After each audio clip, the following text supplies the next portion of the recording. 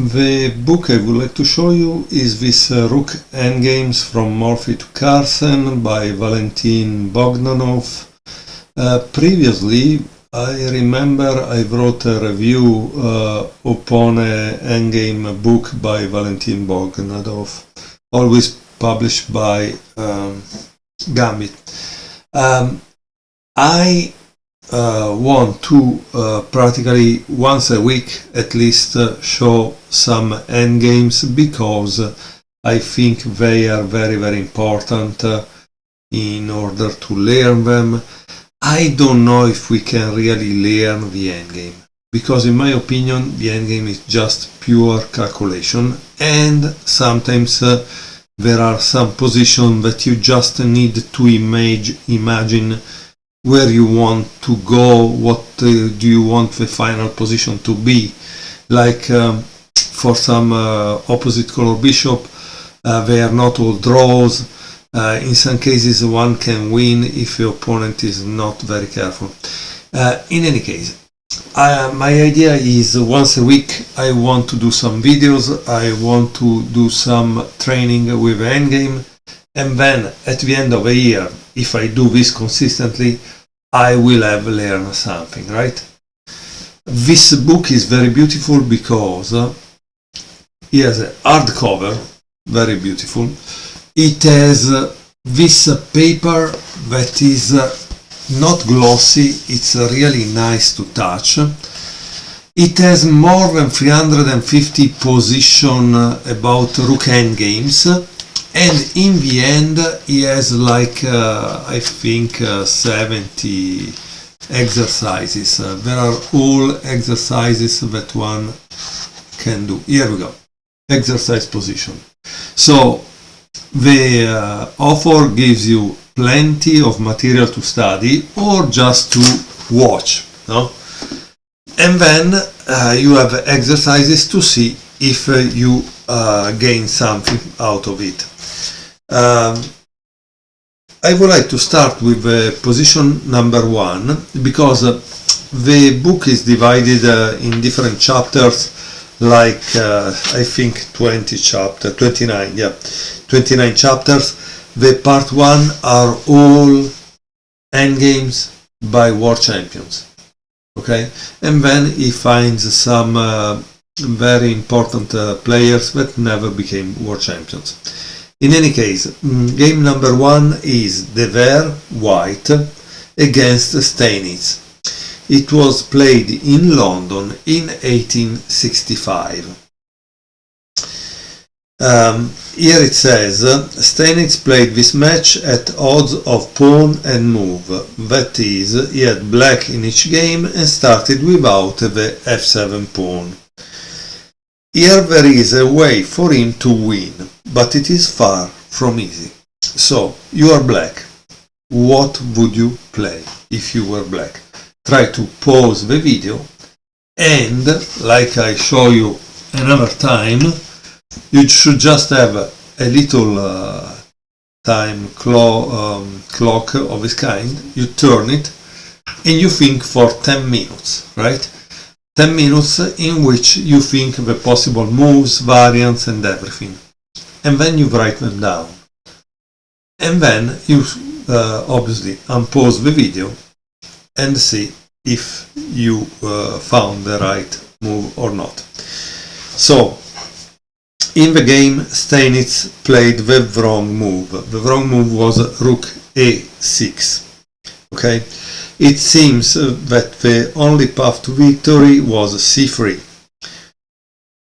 to which White should probably play something like this, but then this was possible, or Rook b8.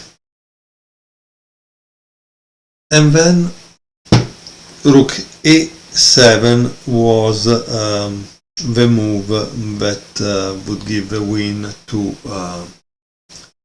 black. Why? Because if you take, obviously, there is this, and you cannot really stop it, let's say. Obviously, honestly, I think these endgames need to be played, okay? It's not something you cannot play. But let's say that it does something like this, right? Okay. Tac, tac, obviously. Then you play this. And so when it takes, you can go ahead and win. Or maybe before doing that, you just do this so you're sure that you get in front of it and there is no problem. In any case, sometimes you need to play it against a human or play it against a computer in order to see what really works, okay? But let's return back for a second. In the game, Steinitz played the wrong move, which was Rook a6, okay? What did White play? White should have played this Rook takes b5, and it was a draw, because after this, that goes, you know, one of the things you need to know about the endgame is that the Rook should be behind, so you can push. And so that's why that move is played, right? Here it does this, Rook f2, c3, Rook b8. And here it says Rook takes c6. So e6. Why? Because probably after this, there is no way to stop it. But yeah, c1, tac, tac, check. And so here is a problem for black, probably.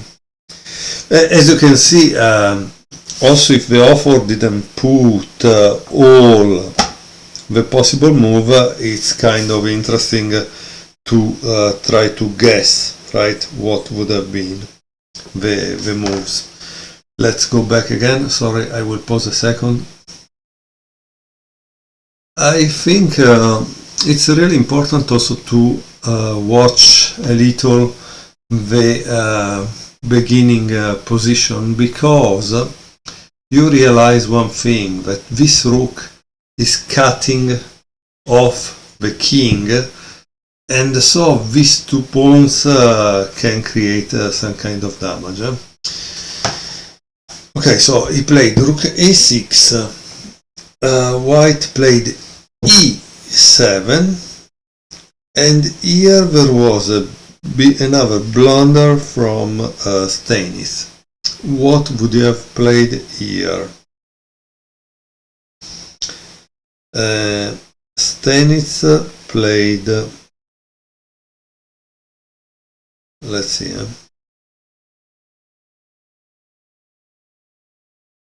Steinitz played this. That was a mistake. Can you see why it's a mistake? Because this is very interesting. Why this move is a mistake? Because of this. Boom. And practically after this, there is Rook takes e6, and this game over for black. Okay. Instead, when he played e7, black should have played this, because after this there is take, Rook c5, obviously, Rook a3, King f2, Rook f3 check, King g2, c3, Rook c6, Rook d3, King f2, King d7, Rook c4, King e6, Rook c5, Rook f3, King g2, Rook e3, tac, tac, and here it should be black that wins at a certain point.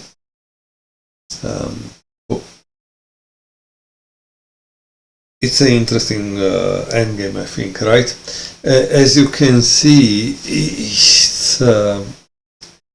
it's something that can happen in every game, especially our games, and so it's something that we need to know how to play.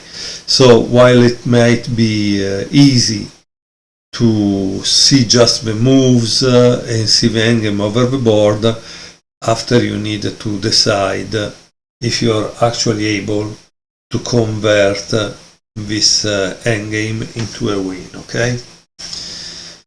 Okay, so I hope you like it. I will show you many more games from this book, and as you can see, it's clearly a book nice to have because it's a hardcover, so it's nice to have this kind of books in the library, on the bookshelves. Thank you for watching.